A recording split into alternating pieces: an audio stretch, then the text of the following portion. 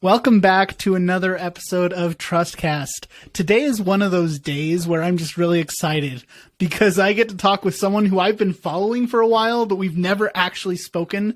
And so I'm just really excited to talk to you, Jason. I know that you have amazing insights, so welcome to the show. Thanks for having me. I'm excited to be here.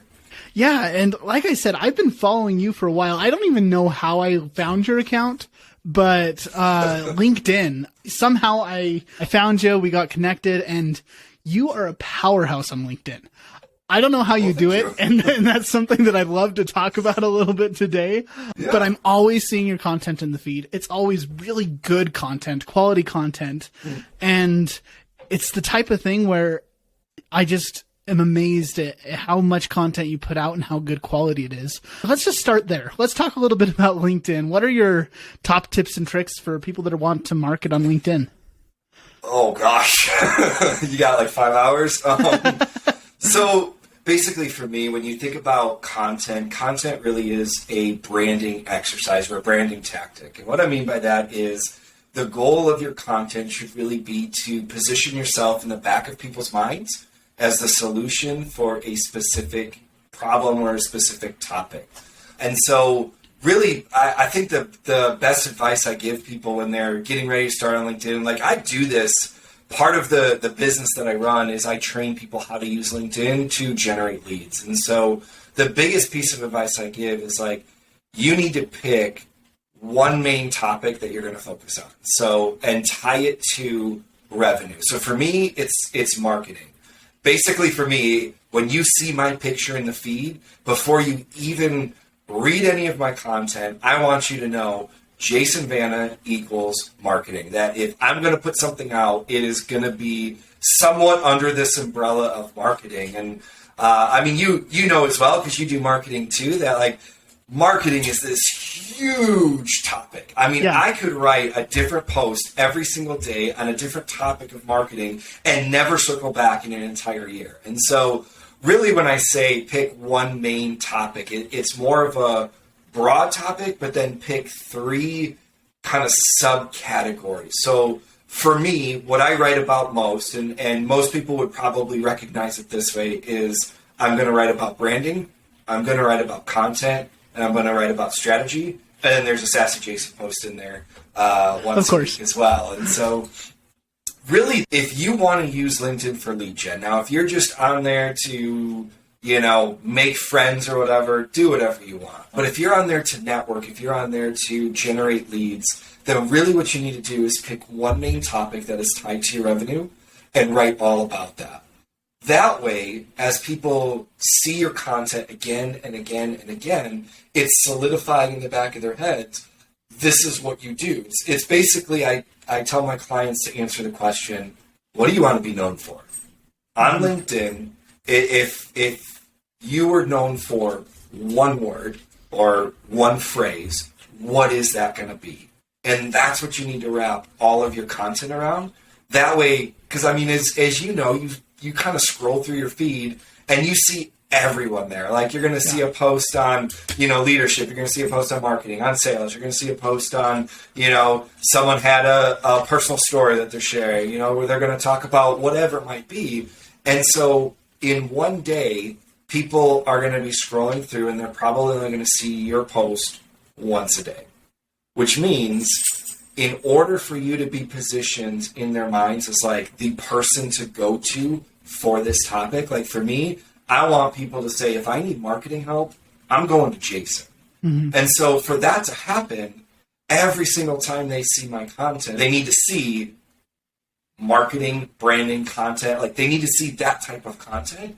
Otherwise, and this is something I will show clients when I'm taking them through the strategy, is we'll get on the feed and I'll say, all right, let's imagine you're this person. I'm scrolling through. I see you once. You've got one chance to tell me what you do. Now, if you're doing some kind of weird off topic, you just are posting some fluff piece of content, fine. Maybe the next day I see you again and now you're posting on this content. And the third day you're posting on this. The fourth day you're posting on this.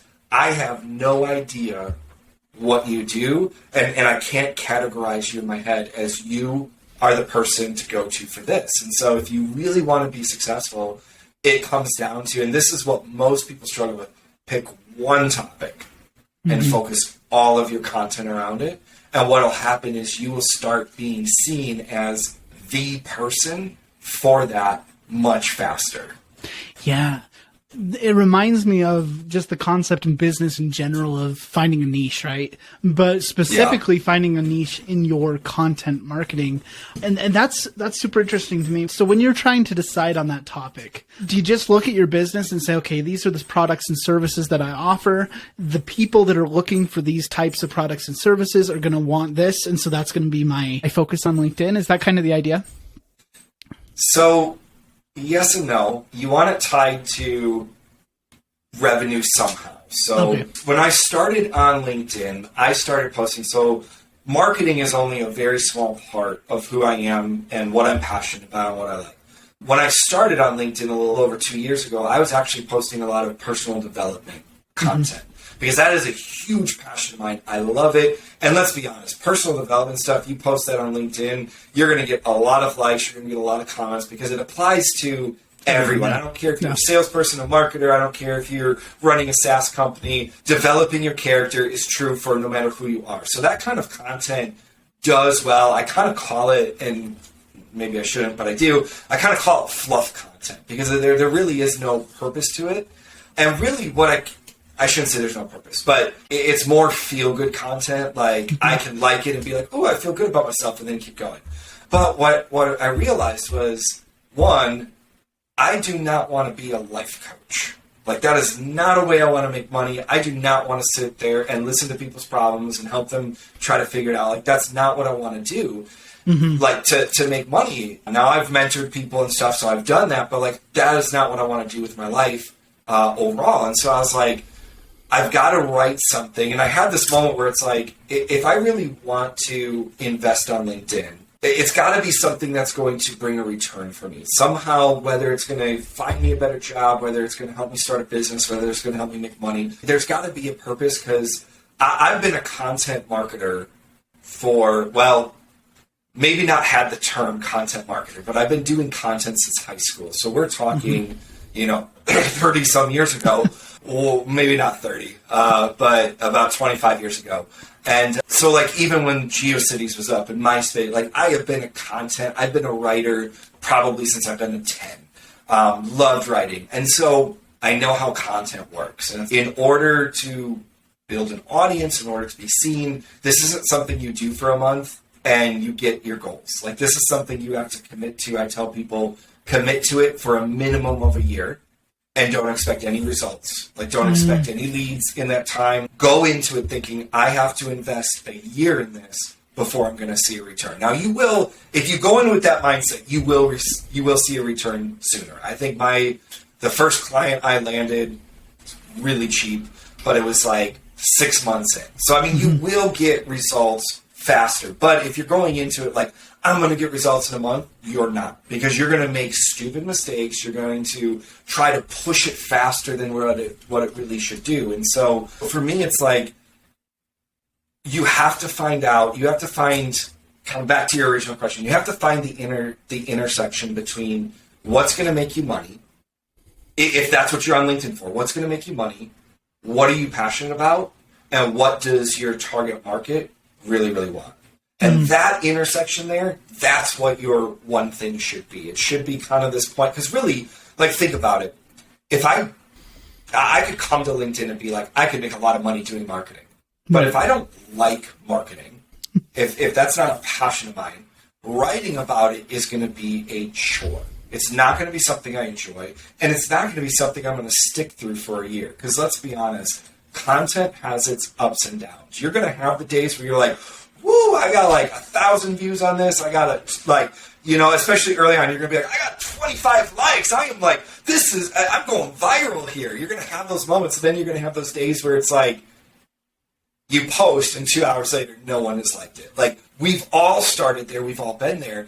And if you aren't passionate about it, if you don't like the topic, you are going to give up. And I've seen that happen again and again as people were like, I just can't keep up with this. I don't want to keep doing it. And it's because they're not they weren't passionate about the topic they were writing about. So you have to find this intersection of what are you passionate about, what makes you money, but ultimately, what does your target market really, really want? And it's in that intersection that you make your one thing strategy out of. That's so good. And I would almost copy and paste that exact same thing over to podcasts, because I've told people very similar things. I've had people ask, hey, I want to start a podcast. I want to do this thing. And they say, how much money do you make from your podcast? And I tell them, okay, let's start right here. If your goal is to make money, you're not going to last, because you have to do podcasting for a very long time before you build that audience and get to the point where you're making money. So I say, number one, your podcast should be your hobby. It should be something you like. It should be something you do because you like to talk to people. And then eventually maybe you'll get leads or get sponsors or whatever else. But I said, you don't get into podcasting for the money. It comes. Well, and there's podcasters that make a lot of money, but that's if that's your goal, you're not going to last long enough. And that honestly is true for any type of content you do. Like, most people, what happens is they look at a Gary Vee, they look at someone that puts out a lot of content, is known for their content, and they're like, man, I should just do content because then that's going to be me. And what they don't see is, like, that was 10, 15, 20 years worth of work for him to get there. And now the dude, like, I've literally sat with people there, you know, we're going over a content strategy. They're like, I want to be the next Gary Vee. And I laugh. I'm like, no, you don't. Because one, you're not going to put in the time already. The fact that you and I are sitting together means that you are not willing to put in the time because you're already looking for someone else to do it for you. And I was like, number two, are you committed to this for 20 years before you start seeing those kind of results? Because you're not going to get to Gary Vee level in a year. Like, that's not going to happen. Plus, the dude literally hires people to follow him around and film him. Like, doing everything. That way, if he interacts with someone and says something, it's captured. Like, do you have the money to hire a team to follow you around? Probably not. So you're not going to... That is not the strategy you start with. You start with, well, I got to just figure out how this whole content thing works first, you know? And it's true for whether it's LinkedIn, whether it's Twitter, whether it's podcasts, blog posts, you know, whatever it is that you're doing, it takes time to start generating income, because really all content is a branding tactic. And branding is not something that happens overnight. It's not something that happens with a logo. It's not something that happens with, you know, oh, I've got some pretty colors in a website. Branding is, how do people perceive you? And how people perceive you is based on multiple interactions with you. And so you don't build a brand by saying, here's who I want to be, see me this way. Now you have to do that so you can, you know, mold the perception people are going to have. And really there's a lot of strategy behind the words that you say and the colors you pick and how it's perceived. Like, all that is very important. I'm never going to say it's not, because I'm a brander. Like, I know colors have psychology. And if you use red, it gives this perception. You use purple, it gives this perception. You use this kind of font, people are going to feel this way. You use this kind, they're going to feel that way. Like, there is psychology behind it. But what it comes down to is you can put in all that work, but really it's more interaction. That's what builds that perception in people's minds. And so to think that, hey, I'm going to jump into a podcast, I'm going to make a lot of money, you're not. I'm going to jump on LinkedIn and I'm going to become the next Gary Vee or the next Justin Welsh or the next, you know, Dave Gerhardt or whatever name you want to put in there. I'm going to be the next them and Chris Walker. And I'm going to be awesome and I'm going to get as many leads. And like, I've literally watched people copy their strategies, try to like do videos the same way, do content the same way, lay out their posts the same way. And they're like, I don't get why it's not working. I'm like, you're not them. Like, you are trying to be someone else. And this is not how content works. Yes, you can get inspiration and maybe, you know, don't reinvent the wheel. But I mean, my goodness, if your video looks exactly like Chris Walker and someone would look at you and be like, oh, for a second I thought it was Chris Walker, your content is not working. It just reminded them of him. Simple. Yeah, or like, I see this a lot. Marketers will do this with like Justin Welsh or Dave Gerhardt. They're like, put out the same style, will use the same icon. Some of them will even do the same topic and just reword it. And I'm like, I read it and I'm like, that was a Justin Welsh copy. That was a Dave Gerhardt copy. That was like, I literally say that, like, all you're doing is copying them.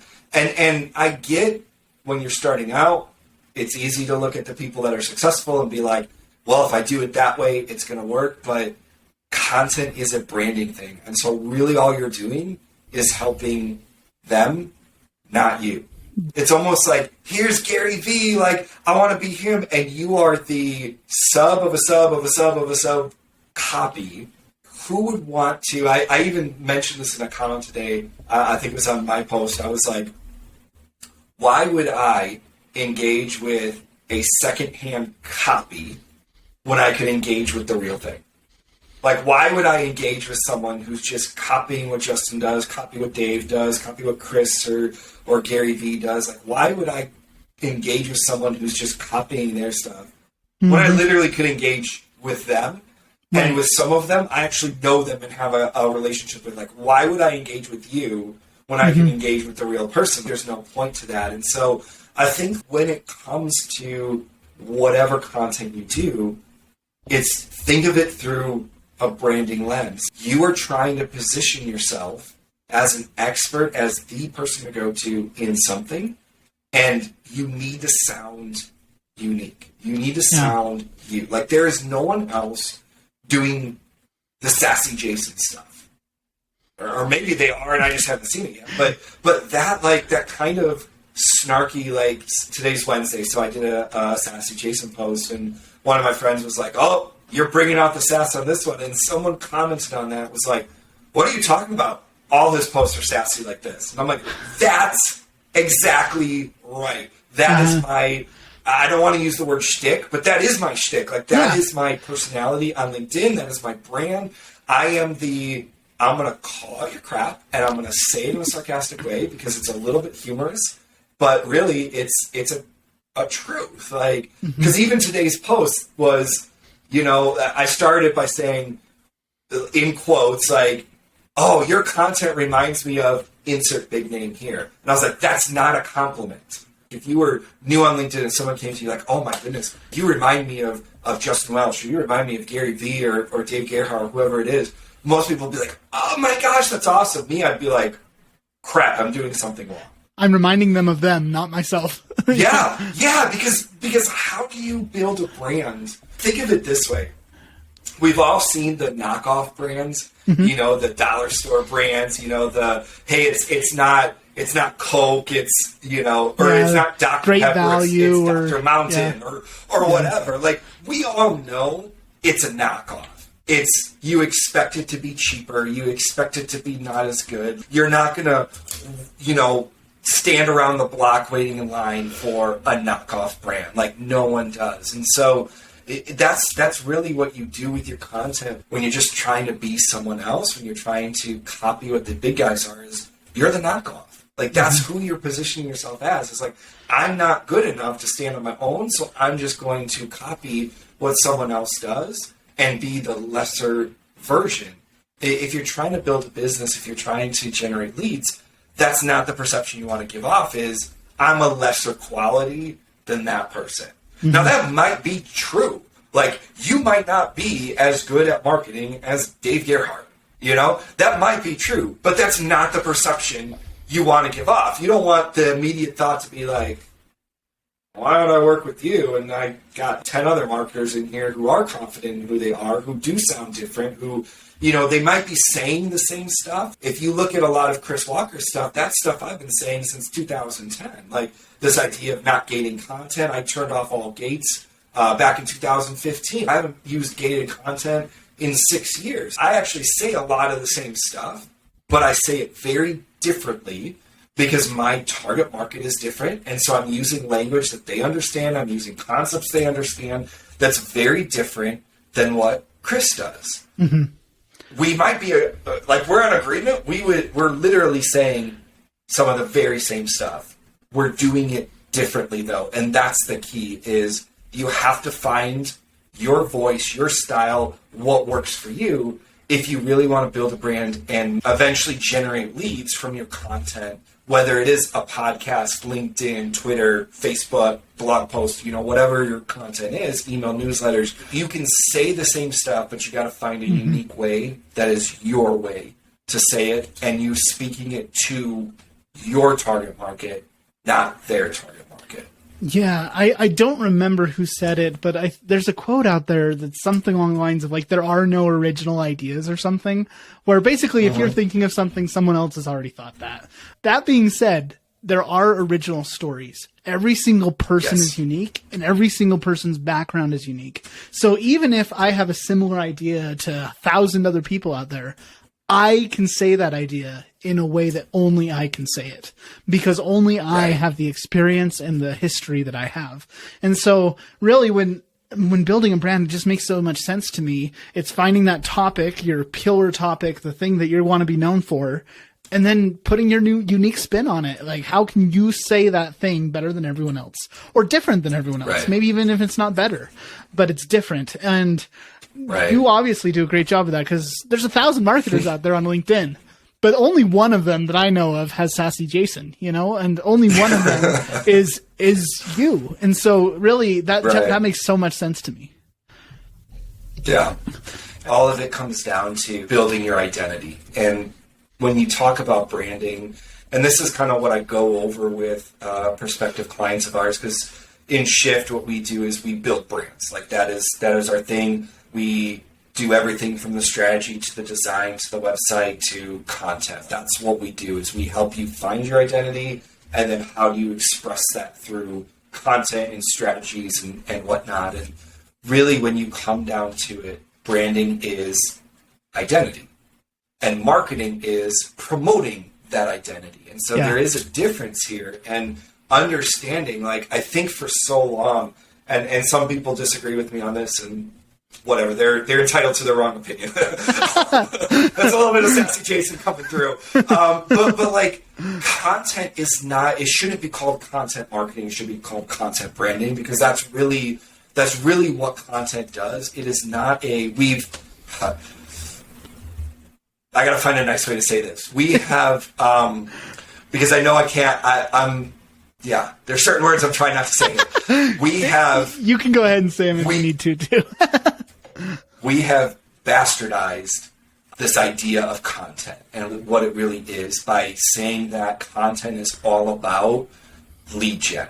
And this idea of gated content, this idea of give me your stuff in order to access this content, has really damaged what content is. It's why, like, I get on some people's websites and I'm like, that blog post is just crap. Like, why you would even put that up there is beyond me. Like, it's not even, it was clearly written with the strategy of, I just want something that Google can capture and bring people to my website.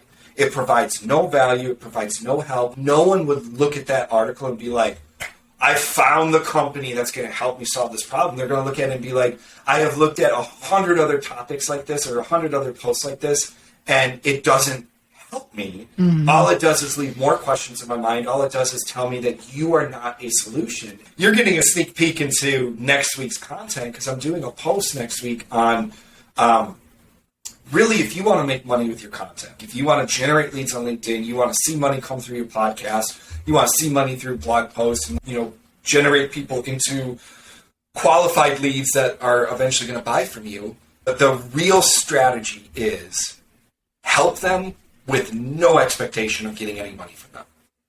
Because if you come at your content at that standpoint, like, I am just here, and this is the phrase I use. This is what I tell every single person I work with.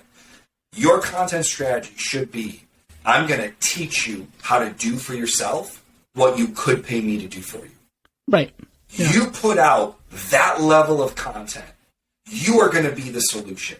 I had a discovery call, and I've used this story. It's happened now. I think it's been 3 weeks now. I've used the story. He loves that I've shared this story, but I had a discovery call with a now client of mine.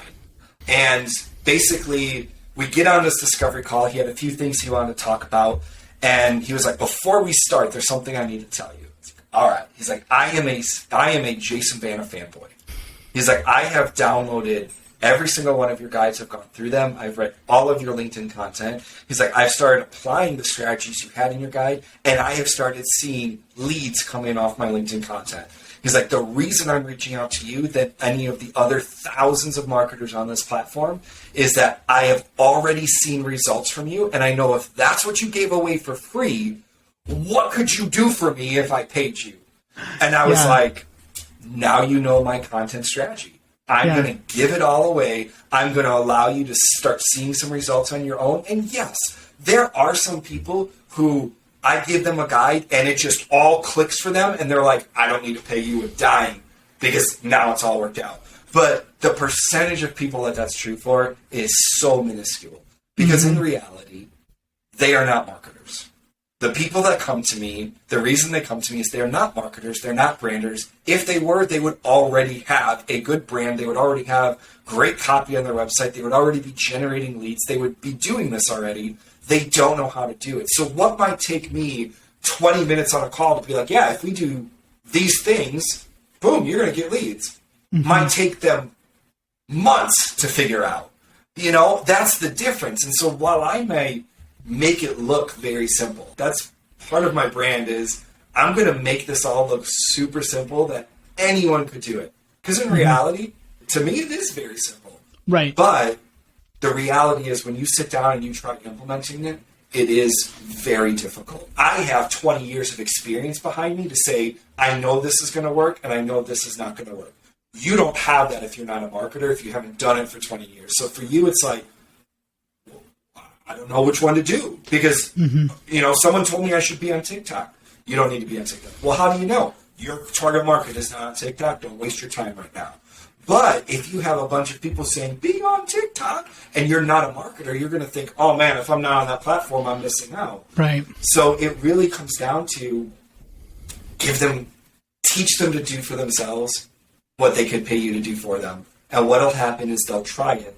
They'll realize, one, they can't do it. Two, it takes way more time than they thought. Three, they're going to be like, you know what, there's other more important stuff I can do very quickly that's going to grow my business. I'm going to outsource this. And if you are the person that has already showed them, here's how you can do it, even if they don't use your guide. Like I've had people come to me, they're like, I downloaded your guide, I read through it, didn't even do it, but I saw you know what you're doing, so I figured I'd reach out to you first. Yeah. That's the tactic. I'm just going to give you this great value that you can implement yourself, and chances are 90% of the time you are not going to implement it yourself, or you're going to try and you're not going to know the 100 other minuscule things that this dial needs to be turned this way, this needs to be turned that way for this all to work.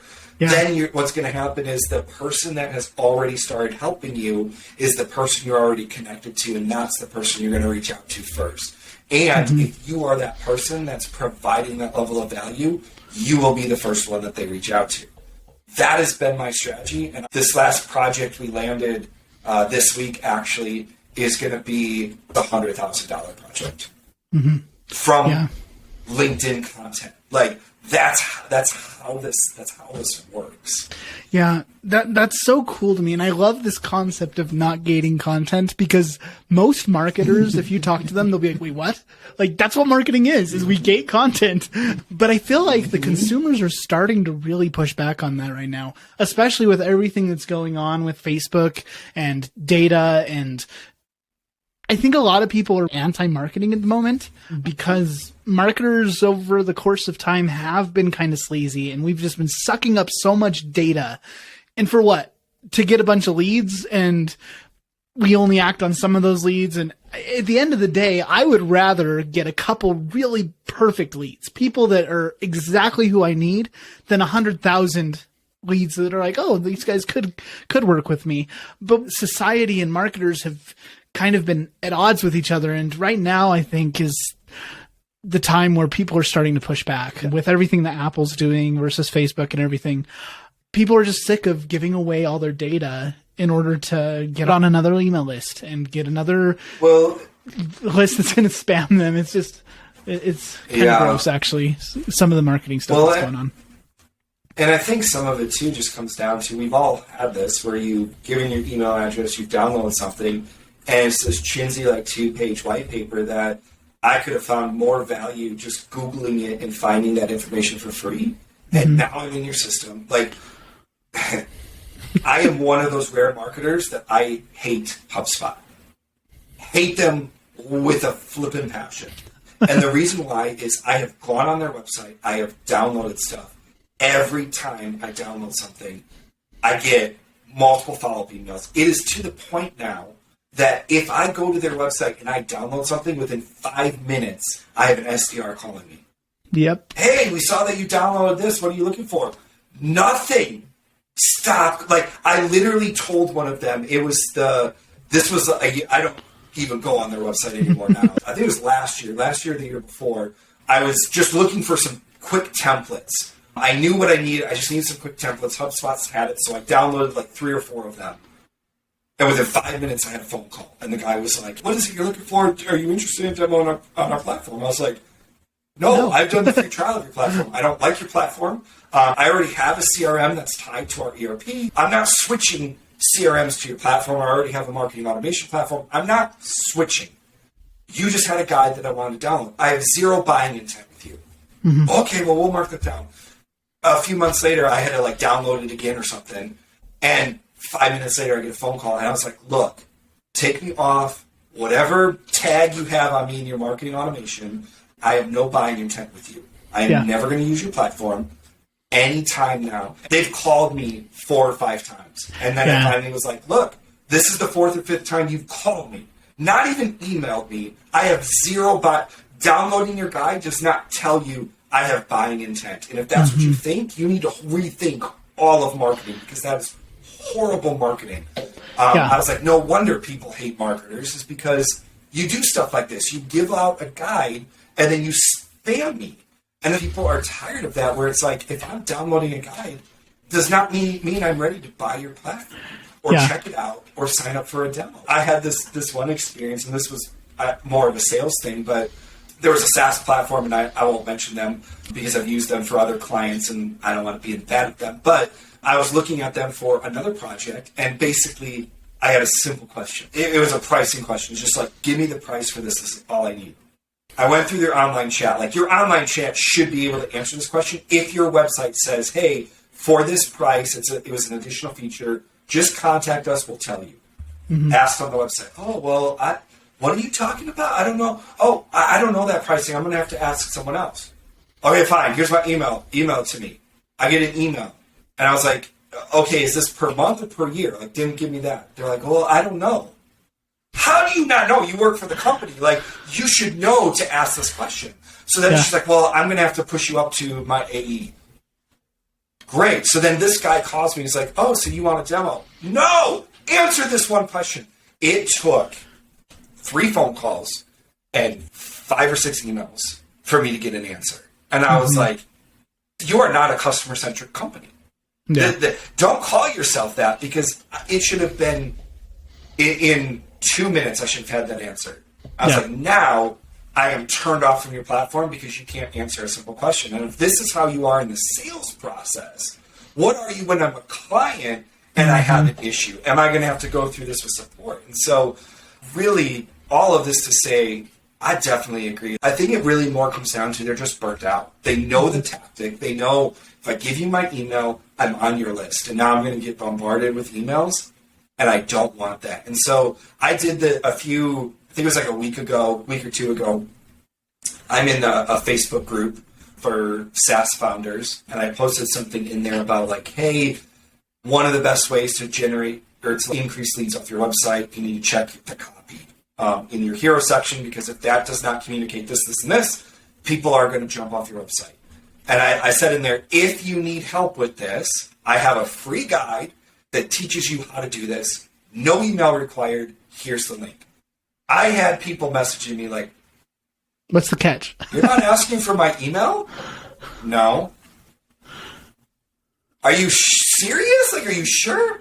Yeah. One woman was like, I have never met a marketer who does not ask for an email to get something that I need. And I'm like, welcome to the new age of marketing, because I'm not going to ask you for an email to give you something that you need. Mm-hmm. But that doesn't mean, like, this is where I think, and I've gotten into arguments with this with other marketers who, like, are the diehard, old school, like, they're younger than me, but old school, like, well, I'm just going to gate this and now I'm going to get leads. And they try to tell me, oh, our leads are qualified. No, they aren't. I downloaded your guide. I am not a lead. Your definition of a lead is way off if you think downloading a guide makes me a lead. It doesn't. But I was like, I guarantee you, I get more qualified leads doing it my way than your way. And I've gotten into this argument because I'm like, what I'm doing is I'm showing them that I'm a help. I'm a resource. I'm someone they can come to when they have the questions. So who do you think they're going to buy from? Me, Absolutely. Who has had conversations with them for free, who's given them free resources and said, I don't want your email. Just take this, work through it. If you have questions, here's my email. You contact me if you have questions, and I will gladly answer them for you. No strings attached. And those conversations have turned into paying gigs. Yeah. I'm not going to say every single one, but I would say probably 70% of them, when they reach out and they're like, I have a question, can you help me with this, have turned into some kind of paying client because of that. And that's the new, and it really shouldn't be new, but that's kind of this new wave that people, and especially a lot of marketers, are starting to step into, is realizing I'm sending a lot of leads on to sales, and they're crap. Yep. And sales is getting pissed. But when you have, and some of this I understand, because if you work for a larger company and they say, we need 1,000 MQLs every month, or, whatever that number is, you just have to generate leads like that. I get that. You just have to have the numbers so you can get your budget and you can keep your job. Totally understand that. But it is a bad tactic that turns a lot of people off to your company. And I guarantee you, there are people that are, and I know this because they've told me, I have clients that have talked to other marketing and branding companies who have used the bad tactics. And they're like, I got tired that I was on their list. And they kept spamming me. And they said, it was all about, give me money, which obviously, they were good marketers. So it was more like, we can solve this pain point. Here's how we can, they know all that, so they were doing that, but they're like, at the end of the day, it was all, book a demo with me, book a demo, get on a call with me, I want to put a proposal together with you. And they're like, with you, it was, you literally helped me, and then said, if you want more help, you can help me. And you didn't push for let's do a consultation, give me money. I actually did I did a discovery call with someone yesterday. It's a startup SaaS company, bootstrapped.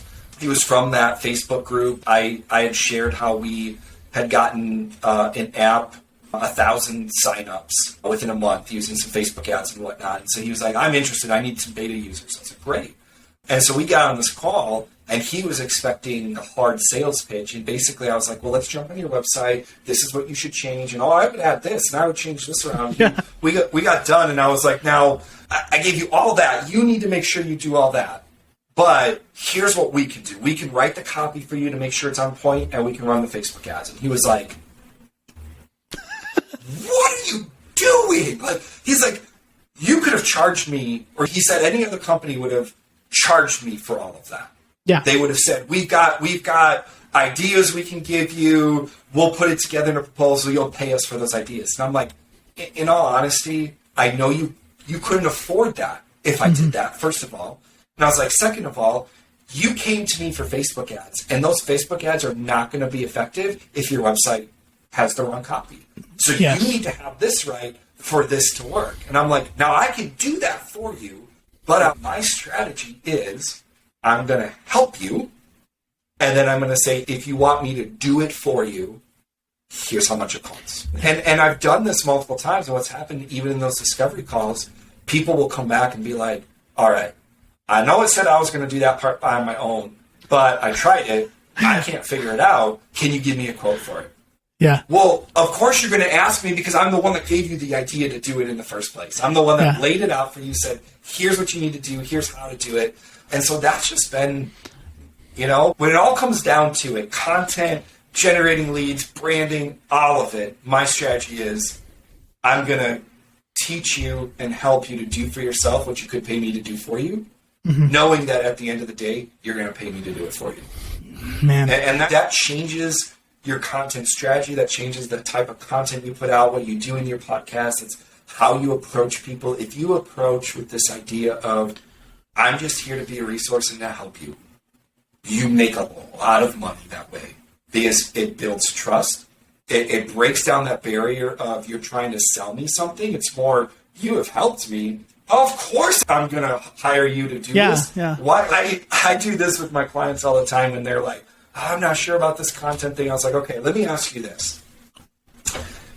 If you were putting out content on LinkedIn and I jumped on your content every single day and I'm liking it and I'm leaving a comment and I'm helping you and I jump into your DMs and I was like, hey, I noticed you did this, but if you tweaked it this way, this is going to help you to get found more.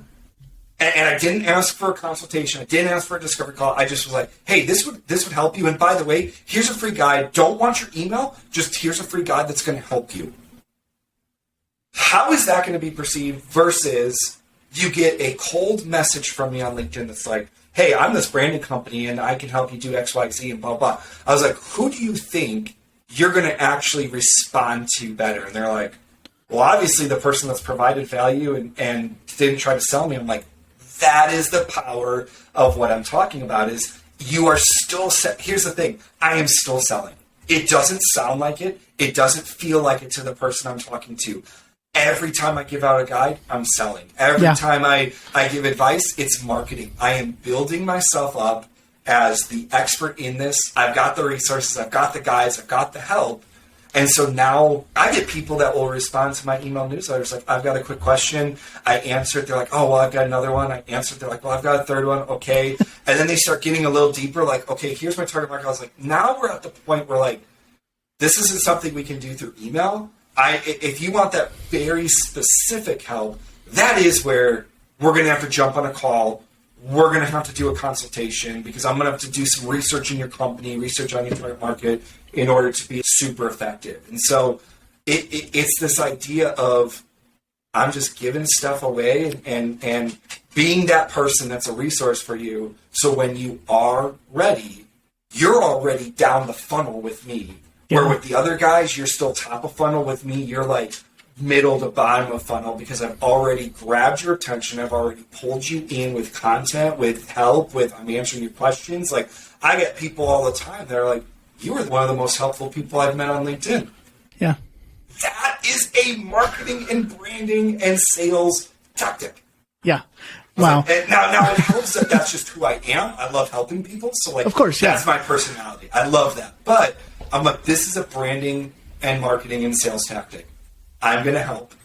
And what it's going to do is it's going to make you trust me. It's going to make you like me. It's going to prove to you that what I'm saying, like when you implement it and you start seeing results and you haven't paid me a dime, you know, like in the back of your head, you know, if I did this for free and I got these results, what could I get from him if I paid him? That's the content tactic. Yeah, and that just brings the whole thing full circle too, because again, it's establishing you as the marketing guy, right? You're the person, and it's all part of that brand. The whole strategy just makes so much sense. And I want to mention one thing. I'm going back a little bit here, but you were talking about HubSpot and gated content and how horrible gated content can be. But I will say you are not against newsletters because I am signed up for your newsletter. And it's one of the best newsletters that I am a part of, and I read it every single week. So really quick, I wouldn't mind you talking a little bit about how to correctly do a newsletter and how to get an email address without doing all the horrible stuff we've already talked about. And then we probably ought to wrap up soon, but I'll let you talk about that. Yeah. So I have a guide on my website for free, no email required. It's basically an email newsletter checklist that you can download that gives you the strategy of how do you plan out, how do you promote, and how do you grow an email newsletter. It's just a checklist, but it's basically what I did with Shift Insider. And so really my strategy was understanding that social media is rented ground. In other words, at any point, LinkedIn could say, we're done. Or at any point, they could say, you're going to pay now. an algorithm change and I lose half of my audience seeing my content. Like that happens every time. Oh yeah. And so it's how do I grab contact info in a way that I can continue emailing them, keeping my name top of mind, being that resource without being sleazy about it. And so basically what I decided was I was just going to start an email newsletter that was my LinkedIn content on steroids and do it for free and not try to sell from it. Now I do sell from it. I have some paid guides that I will mark it up in there. There's some times where it's like, hey, if you need help with your content, I can do a content evaluation. Here's how to get started. So I made money from the email newsletter and I've landed big projects from it. But the strategy is, again, I'm going to teach you to do for yourself what you could pay me to do for you. And I do that in an email newsletter. Now, how I get people signed up, when I launched it, what I did was at that point, I was really only active on LinkedIn. I wasn't on Twitter. I wasn't trying to be on Instagram or anything like that. I was just on LinkedIn, really, at least for the marketing side. And what I did was I did 2 solid weeks. I picked a launch date and said it's going to launch, I think it was like February 17th, 2020, 2019, I forget now. I think it was 2020 because I started on LinkedIn in 2019. So it was early 2020. I said, this is the launch date. 2 weeks out from that, I had everything built out already. I already had like 5 weeks of emails written because I know how this works. You launch something and all of a sudden life goes crazy and you're like, oh my gosh, this isn't a routine for me yet. I totally forgot I got to throw something together. So I was like, I wrote out 5 emails, had them scheduled just in case life happened. And life sure happened. COVID. So I had all that done. And then what I did on LinkedIn was for 1 solid week, I wrote content. And at the bottom of every post, I did more of a call to action at the bottom of every post, not in the comments, but actually in the post, and said, "Hey, on such and such a date, I am launching an email newsletter. It's going to cover this. If you want to join, the link is down below. You can sign up." Actually, I did that for the first 2 solid weeks leading up to it. Every post had that in the bottom of the post. One of those days, I did a whole post just about the email newsletter. Like, this is what I'm doing. One of the subscribers has basically described it as an MBA in marketing for free. And so I said that in there. This is what it's going to be and whatnot. And I launched. And this isn't like awesome numbers. I could have gotten much more if I did the whole like download this guide and get it for free and now you're a member. But what I didn't want to do was trick people into signing up. I was like, if you're going to sign up, I want you to actually want my emails, not be tricked into them, and then have a mass like unsubscribe. And so I launched with like 150 emails from 0 in 2 weeks. Now for me, I was like, at that point, my audience on LinkedIn, a good post was like 100 reactions. So to get 150 at that point was pretty good. Now I have over 1,000. Like I forget how many I have. It's maybe a few thousand that are subscribed now. And really all I do, if you scroll into the comments of my post, the very first post is, did you like this? Or the very first comment is, did you like this post? Subscribe for more marketing, branding, and content ideas. Here. I haven't tied a guide to it or anything. I haven't tricked people into signing up. I don't want to be the trickster. I want to be if you want in, I will gladly help you. But I'm not going to trick you into it. I'm not going to have you download something and be like, now why is he sending me this email newsletter? That's not my tactic. My tactic is, I'm going to help you if you want the help. If you don't, fine. That's up to you. But I'm going to do it for those who want it. Right. And that's really the tactic that I use for Shift Insider.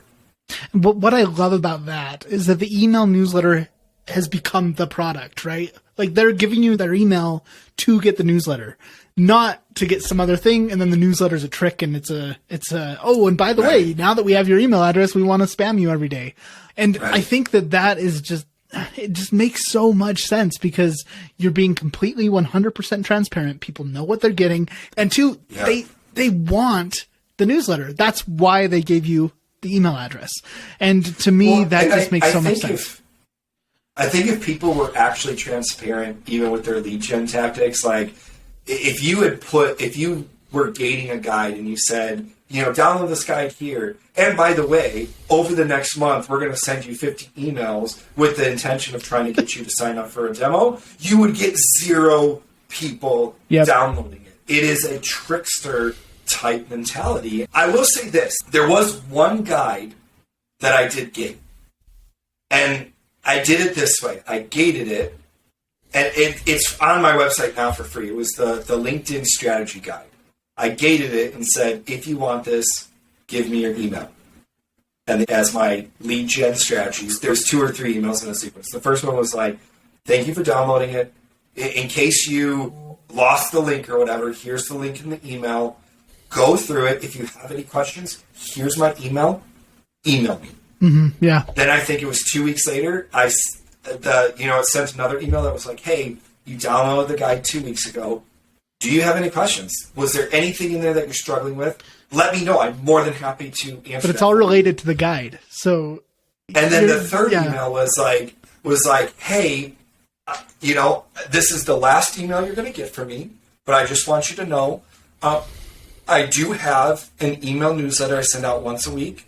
Here's a sample of what's in there, completely free. I'm not trying to sell anything to you. I'm not trying to get you on a demo. If you want to join, here's the link to join. If not, I hope the guide has helped you. If you need extra help, feel free to email me at any time. I'm more than happy to answer questions. Or you sign up for the email newsletter. You'll get more value every single week, and you'll know whenever I release a new guide because my email newsletter gets it first. Mm-hmm. I had so many people sign up for my email newsletter. Like, they actually had to go through and sign up for it after they had already given me their email. I didn't trick them into it. I said, if you want the email newsletter, click this button. If not, you're not on a list. I am taking you out of my list. If you don't, you're not going to get another email from me. I had so many people, too, email back and like, who are you? Who does this? You already have my email. Marketer that's ever said, like, I'm taking you out of my list and I'm not going to email you again. Like, who does that? And I'm like, I do. Yeah. Because I know myself. And this is how I gauge all of my marketing branding. If I wouldn't open it, if I wouldn't sign up for it, if I wouldn't want it, I'm not doing it. Because I am uber picky. Like, I am the guy, I'm a marketer, I am the guy who will look at other people's marketing and be like, nope, not signing up for that. I will intentionally not sign up, even if you grab me, even if you're a really great marketer, you grab my attention, got me to the landing page, it's like, well, no, I'm not going to do it. If I do sign up, it's because what I'm doing is market research, and I'm trying to see what is your email sequence after, how are you, like, what are you doing after this? Because I want to find out what your tactic is, because then I'm going to use it to tell people this is what you don't want to do. Yeah. That's where the whole Sassy Jason thing comes in. Like, the whole Sassy Jason thing is I'm going to call out bad sales and marketing tactics. That's my thing. Like, everyone thinks it. No one wants to say it. I'll be the guy. And there's a lot of people on LinkedIn who, especially a lot of other marketers, who don't like me. Yeah. Because I say your tactic is crap. It's bad marketing. Whoa, we get this many leads. And I'm like, yeah. How many of them are actually qualified? Not qualified that you're sending them on to sales, and sales is like, qualified. We're not even going to respond to these because they're always trash. Like, how many of them actually turn into revenue off that 3-page white paper that looks like crap and is like full of crap content? How many leads do you actually get off that? Because I don't believe you when you say you get an actual lot of leads. You get a lot of signups, but you don't get a lot of leads with buying intent. I guarantee you that. Yep. And then they're like, well, screw you. All right. Like, understand, if I'm saying this, your target market is saying it as well. They are fed up with the old school, harass me with emails, spam me with emails. They're done with it, So 100%. Yeah. You mentioned if businesses were transparent and said, hey, I'm going to send you 50 emails, then people wouldn't sign up. I just want to throw one last thing in there. If being transparent about your business model gives you less leads, you're probably doing something wrong. And that's why I constantly am talking bad about Facebook. I probably shouldn't all the time, but Facebook is afraid of people realizing how much data they use and how much data they have on them. That's probably not a good business model then, Facebook. If people being aware of what you're doing causes problems to your business, then you probably need to change the way you're doing things. So anyways, I'll leave it at that. We probably ought to wrap things up, Jason, but thank you for being here. Obviously LinkedIn is probably one of the best places. I recommend go sign up for the newsletter, go follow Jason on LinkedIn. It's Jason Vana. Where else can people find you if they want to reach out to you or learn more?